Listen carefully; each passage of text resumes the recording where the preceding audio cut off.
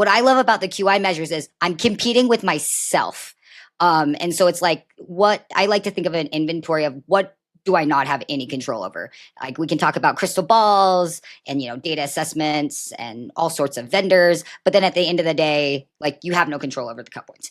Versus like your QI measures, like like do we have a good network? Like these things. And so like in looking at kind of the end of the year, Phil, and given what Mick has just talked about, what are some like key things that when you having been on the payer side of the table, like I have with running quality teams, what's kind of your message to, maybe HEDIS teams like really trying to like end the year strong?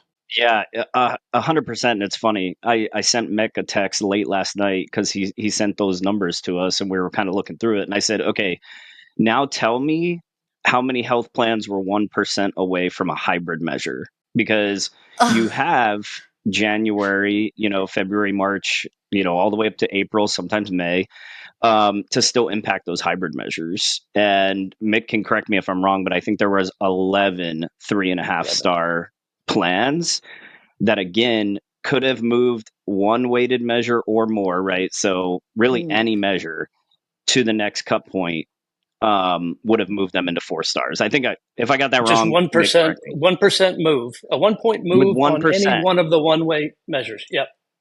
So they might have landed at a 75, which was a 4-star had they pushed their hybrid to a 76. Moved it over to the next cut point, they would have moved 4 stars. So there were even 11 plans. So when you talk, you just mentioned investments, right?